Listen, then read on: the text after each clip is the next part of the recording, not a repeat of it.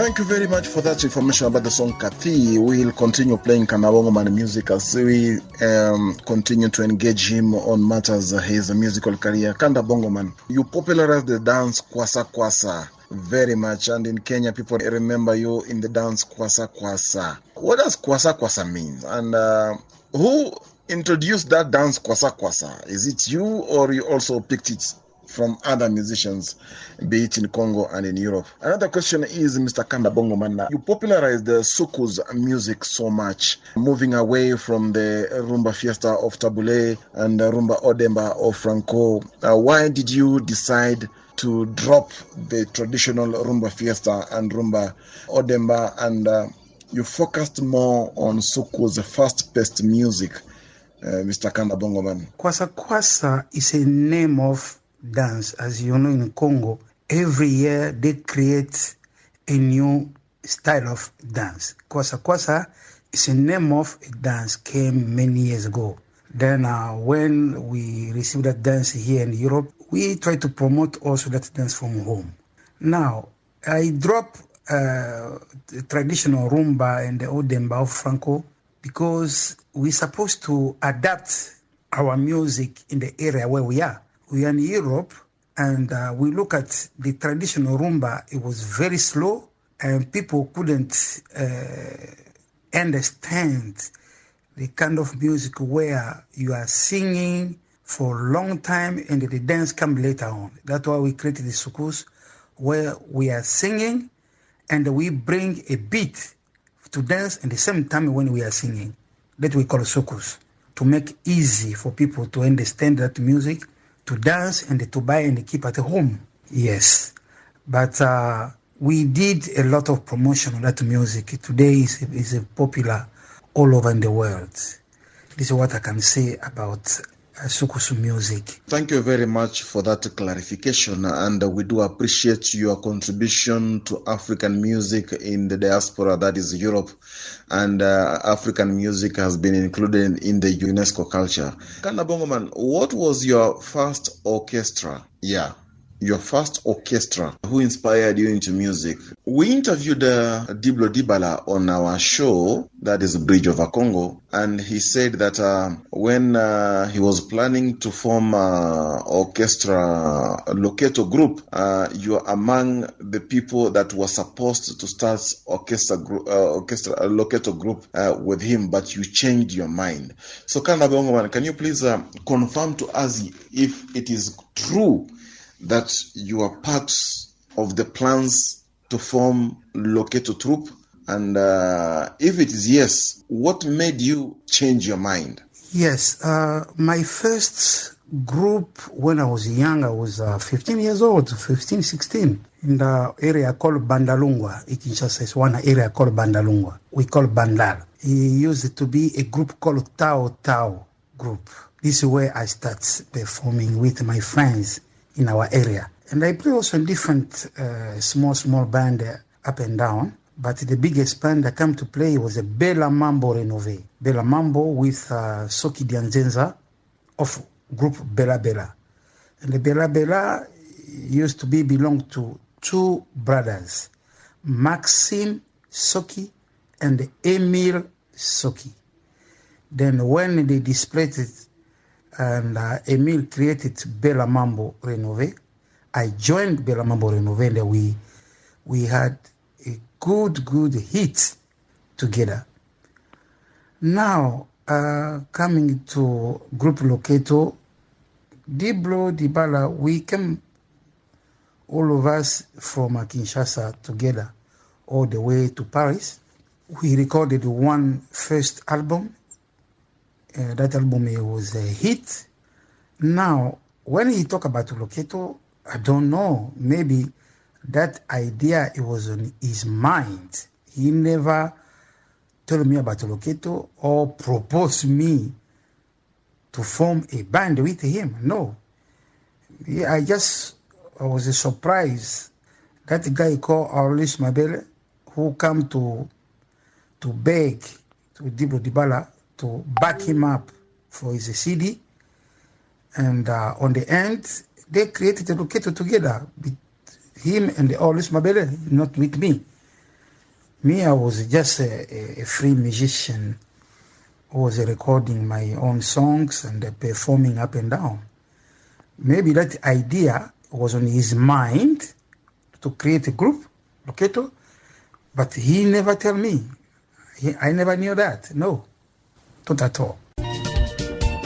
Thank you very much for the clarification. About Bella Mambo, is there any song that you participated in singing as far as recording is concerned with the Bella Mambo? And again, if would you be kind to tell us who did you find in Bella Mambo apart from Emil Soki? So when we deal with the Bella Mambo, then we come to your recording. Which was your first recording or first album, and which year was that? Yeah, in Bella Mambo, I find Emil Soki, I find Maze. Maze was playing rhythm guitar. Sebos, we used to call it Sebos, used to play lead guitar, and the Sami used to play bass. Ziatu Kapaya used to play drums. And the singing used to be myself, Emil Soki, and the Milano Nzoi. That's the group we used to be in Bella Mambo Renove. I didn't know that you recorded a song with the Bella Mambo, Mazina Yamonda. I'm sure I'm going to play this song and people will be shocked, Yeah, Mazina Yamondo, you're 17 years old, 1979. Wow. Now, Kanda Bongo Man, you are a recording artist. And I'm sure you recorded so many songs during that time when you were doing your solo career, I think in Paris. So, which song can you say that gave you a breakthrough? Which song can you say that introduced Kanda Bongo Man to the world? You recorded so many songs, but this one made people know who is Kanda Bongo Man. Yeah, the song who introduced me in the international market is the song I recorded with Diblo Dibala in 1980 in Paris, called Iole. And that song, I was performing in a nightclub. I was doing a playback in Paris in the nightclub called Opera Night. That's where I met one South African white guy who used to live in London. His name is Mr. Jambo, who was working at Island Records, where they used to distribute Bob Marley music. And he had his label at Island Records. His label used to be to call Mango. And Mr. Jambo came to Paris just to spend the weekend. And when he came to that club called Opera Night, he found me on the stage. I was singing. Then after my performance, he came to meet me and he said he liked my music because the guitar of that song is sounded like from Soweto, because him is from South Africa. I say, oh, I'm not from Soweto, I'm Congolese. Then I give him my CD. He came back to London. This is how he introduced me to Peter Gabriel. Then they sent Thomas Broman, he was a student in the university, to come to pick me up from Paris to come and open the festival of Peter Gabriel called Woma the Festival. I'm sure at that time, before I go to international tours and trips, you've mentioned Diblo Dibala. You did, he played guitar in that album that had songs like Iyole. Your musical relationship with Diblo Dibala, did it continue after that album Iyole? Yes, of course you are in Paris. That is an international stage. But international tours, what was your international tour in Africa? From Paris now to Africa, what was your first international tour in Africa? And among the tours that you have done, which tour can you say was your most memorable tour that you remember today? With Diblo, we did the 3 albums, Iole, JT, and the Kwasa side. I started my first international tour in Africa from Mali. I was invited by the Prime Minister Keita, wife. From there, we went to Abidjan to play, and all this was in the stadium. Then, after the death of Sir President Thomas Sankara in Burkina Faso, they invited me to go to perform All the artists, musicians refused to go to perform. But me, I accepted. I said, no, we can't abandon the population for Burkina Faso. Then I accepted to go to play. It was 80,000 people in the stadium. I'm telling you, Ouagadougou, the capital of Burkina Faso, oh, yeah. I didn't know what to do. There was 80,000 people in the stadium in Burkina Faso. Then I went to Benin, Togo. I went to the stadium.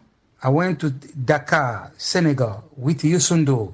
That one I was invited by the president of Senegal, Mr. Abdou Diouf. He sent his private plane for me to go to play with Youssoundo in the stadium of Dakar for Nelson Mandela birthday. The stadium was full, me and Youssoundo in Senegal.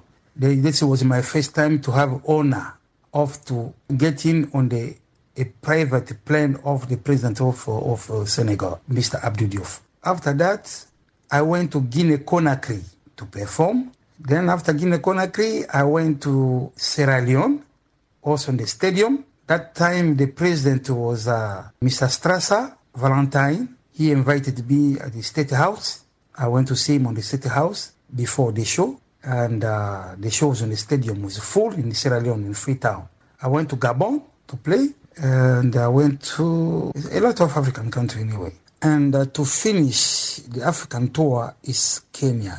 In 1991, I was coming from Australia. The Kenyan promoter followed me to Australia to sign a contract in Sydney. We signed a contract with him in Sydney. Then he came back to Nairobi. Then after that, we follow him to Nairobi to perform in 1991.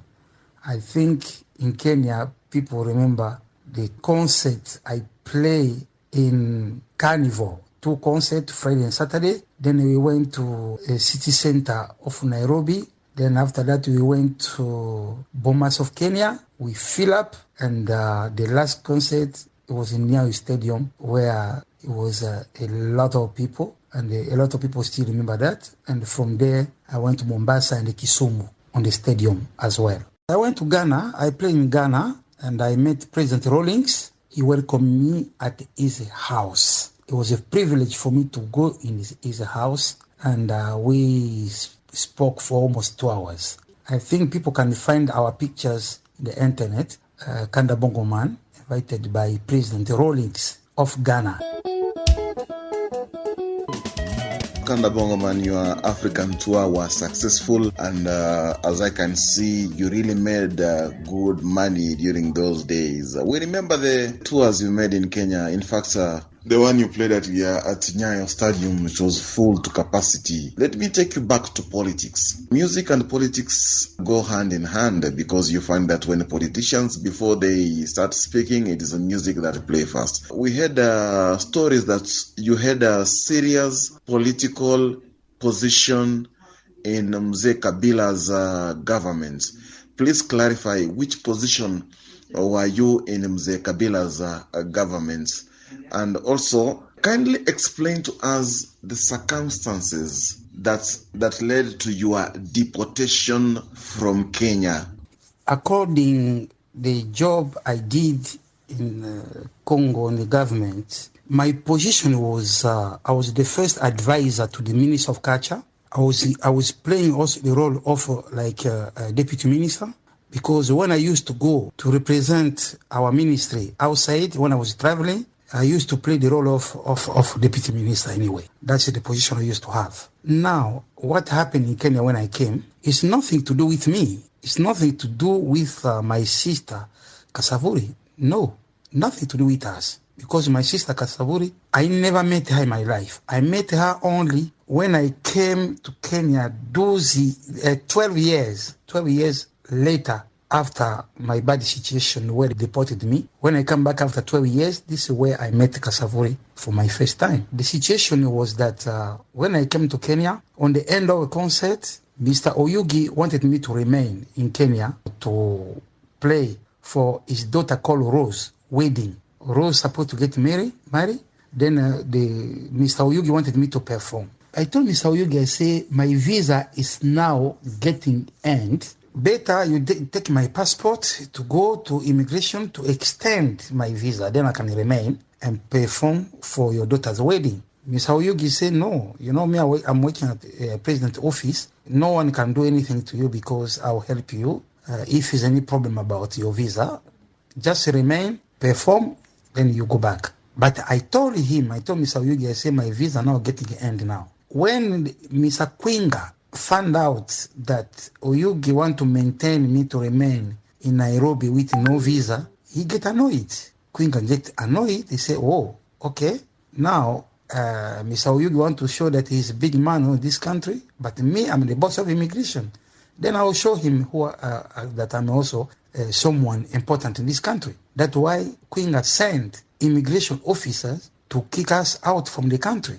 That's the main reason. I have already explained this one many times on the newspaper in Kenya, on TV. I explained many times. That's the reason why. Nothing to do with the women there in Kenya. Kanda Bongo Man, you have released a new single.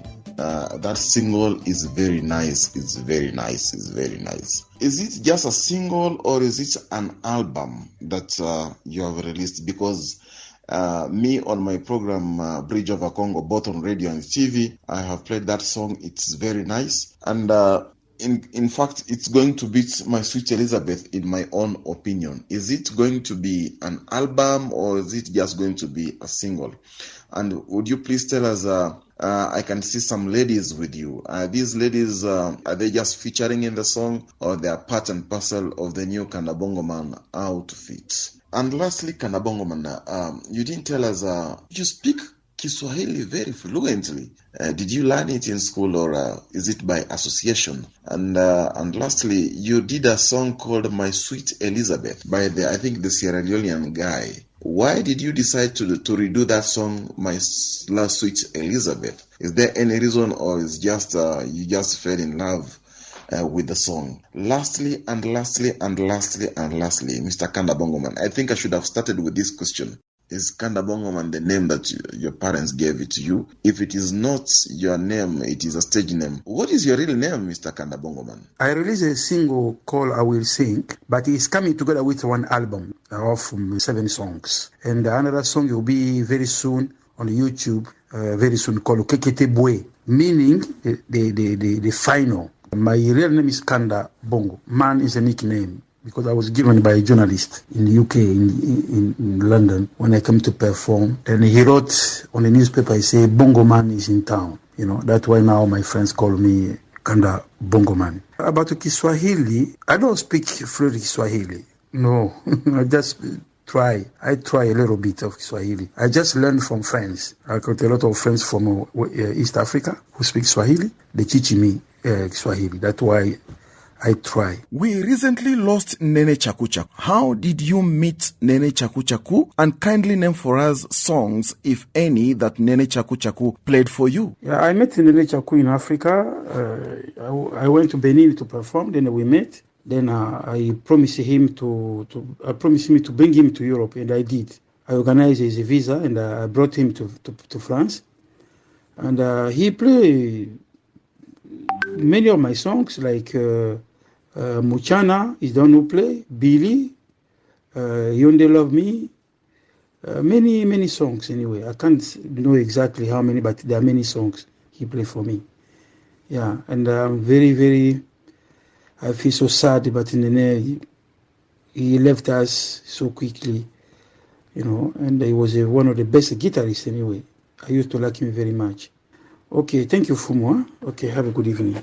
What is your favorite song? Among the songs that you sang, what is your favorite song, Mr. Kanda Bongo Man? And again, which song can you say, or which album can you say gave you an award? Have you ever won any award with your songs? I don't have any favorite song because all my songs, I'm writing them myself. I wrote all of them. It's not any song I like more than the others. All my songs, I like them. They're so nice. Yeah, Kanda Bongo Man, I asked you a question about My Sweet Elizabeth. Why did you decide to redo that song, My Sweet Elizabeth? I went to Sierra Leone and I met one guy who was playing box guitar. He was singing that song. Then I asked him, I say, who is the owner of the song? He explained to me. Then he asked me, say, the guy was his boss, but he passed away. But the song is not known. Nobody know the song all over in the world. If me, I couldn't sing that song again, but I changed the lyrics. Whole lyrics you are listening to, Sweet Elizabeth, is me who wrote all the lyrics. I just use the melody and a very few words of the song. But the whole song, I made a new song history by myself. I just use a bit of melody of it. It's by demand. I did it by demand of a lot of people from Sierra Leone when I traveled there. Thank you for speaking to Radio KBC, and we appreciate your time, Mr. Kanda Bongo Man. We expect more of your songs and singles. When you release them, you send them to us, we'll play them. Thank you very much. Asante sana na Mungu akubariki. Okay, thank you so much. This is Kanda Bongo Man. Bye.